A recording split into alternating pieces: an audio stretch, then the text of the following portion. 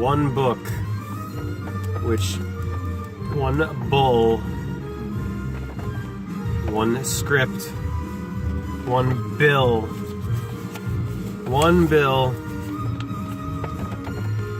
the green, the owl. You can see here the owl, which is in the green woods, the pine trees. There's the owl, the two circles of the eyes. Washington's middle is the beak there where my nose is. The $1 of idolatry, G7.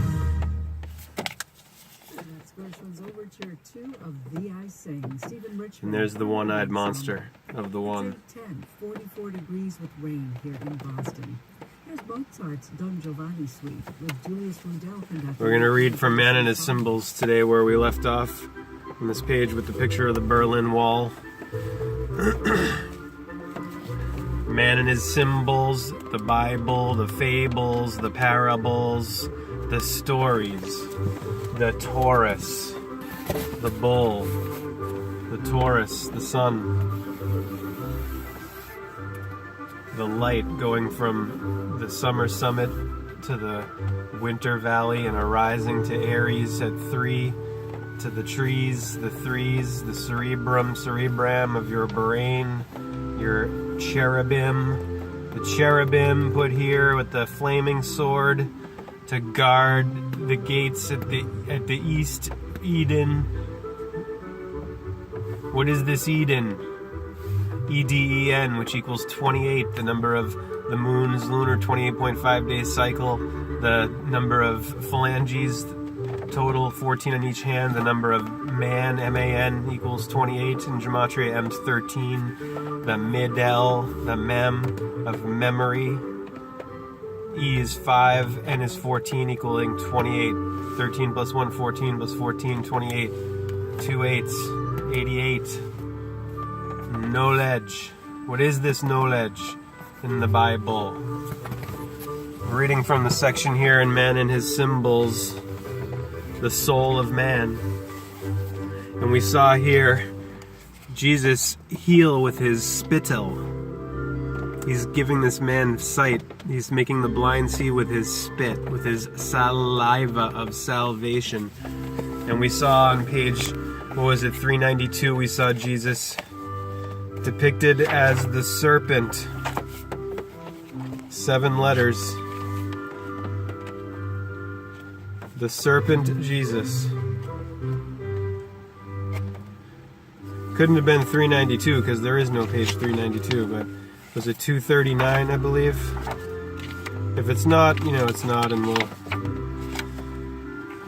Yeah, it is that page, 239. There he is, the serpent Christ, on the coin at the bottom. The top one, he's the man. The bottom one on this coin from medieval period, he's the serpent on the cross, on the T of time. If you think you know what the Bible is really about, just because you were told what it was about by a so-called authority, you are assuming that you know what it's about. And you're being an ass, and you're being a child intellectually. You're remaining at the level of a child and just passively accepting and believing. Look at the word believe. B-E-L-I-E-V-E, lie, belie, Eve at the end of everything. Above and below. She's the all-mama of the matrix of matter, the moon mother. Modern man's forgotten his instincts, as it says right here at the beginning of this part of the soul of man. What we call civilized consciousness has steadily separated itself from the basic instincts, which would be what? The base 6 instincts, where the serpent is. The base 6. This is where every story, Taurus, begins and ends, at the heel of hell, bellow, at the feet of the fishes of Pisces. Every story. Life and death, birth and death, life, death, rebirth. Your life begins here in the winter, in the valley, the V alley, W, double V, where you're ignorant. You don't know anything. Ignorant, knowledge. Born as ignorant. As Bertrand Russell said, we're not born stupid, we're born ignorant. It's education that makes us stupid.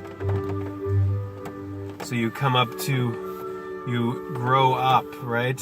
You're born here, you grow up in the winter, and you get your lessons, your lesser sons. You learn your L lessons from the L, the 12, the light down here, which is dim, and you're still dumb. You do not know. You don't know how to say no, the most powerful word in the English language. So you grow up through winter, and you come up to your spring. 18 is the age they made a legal adult. 3 o'clock, the brain, Aries arise, spring here, summer summit here. So March, June, it's your summer summit. And then you start going down in the summer.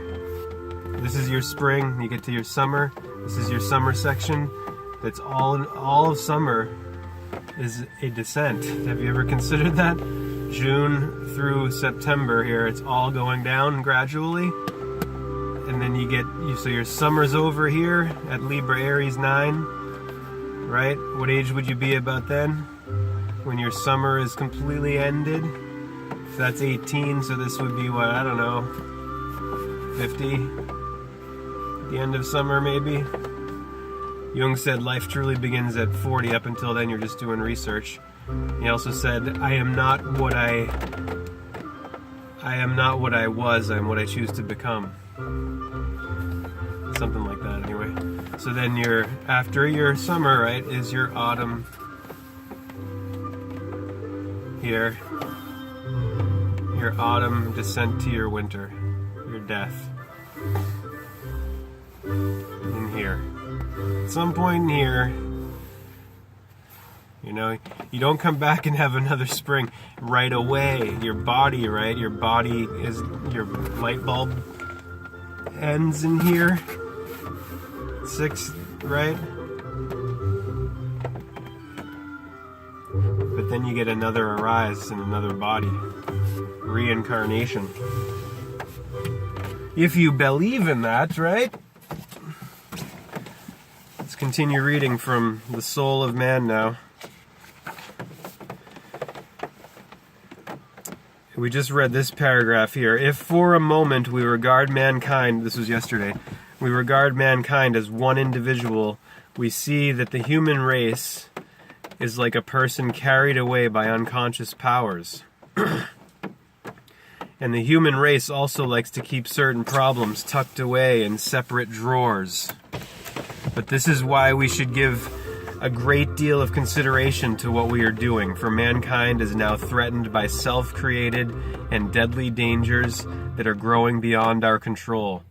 Our world is, so to speak, dissociated like a neurotic, with the Iron Curtain marking the symbolic line of division.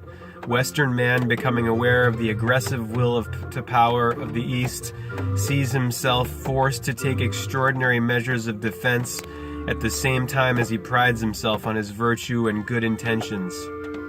What he fails to see is that it is his own vices which he has covered up by good international manners that are thrown back in his face by the communist world, shamelessly and methodically.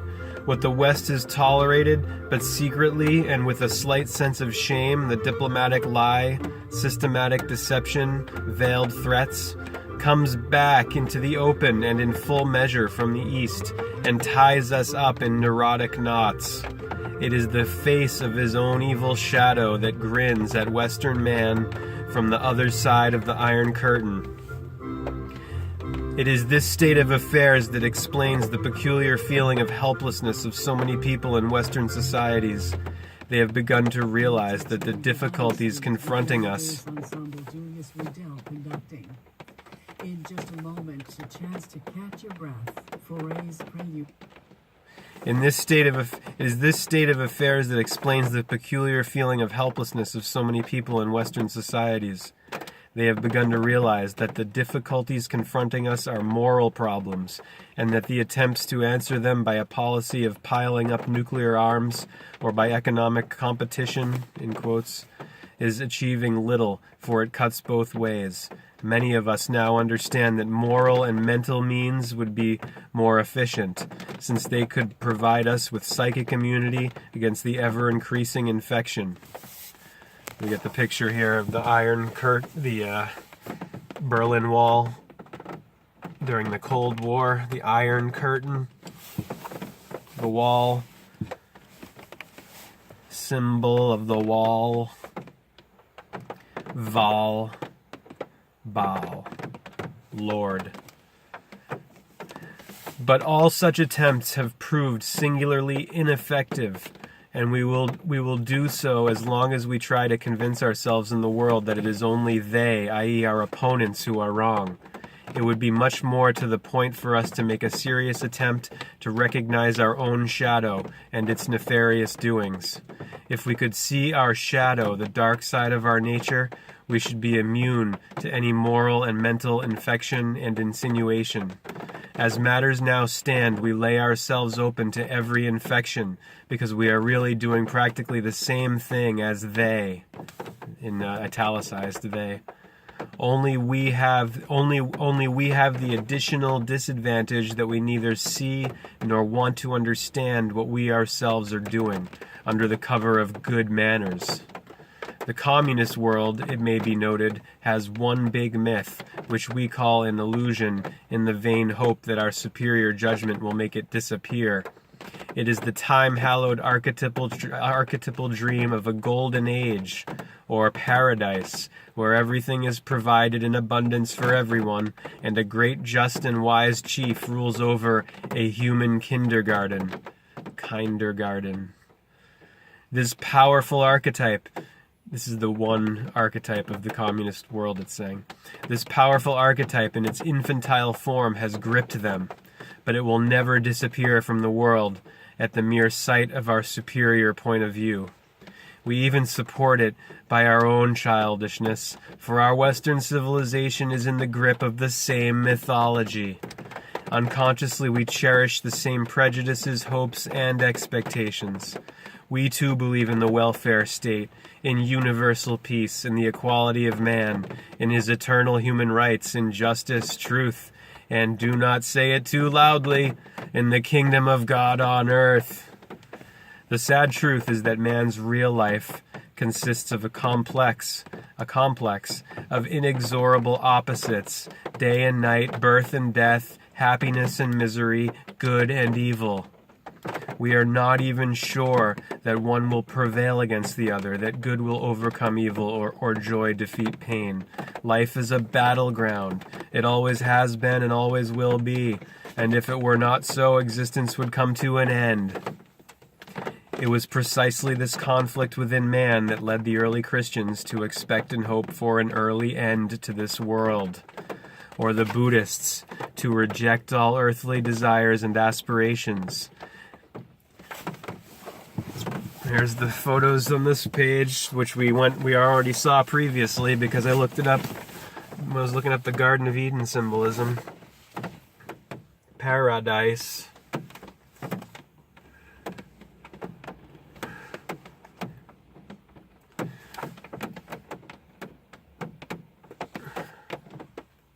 Every society has its idea of the archetypal paradise or golden age that it is believed once existed. Left, a 19th century American painting, embodies the idea of a past utopia. It shows William Penn's treaty in 1682 with the Indians occurring in an ideal setting where all is harmony and peace. Below left, a reflection of the idea of a utopia yet to come. A poster in a Moscow park shows Lenin leading the Russian people toward the future.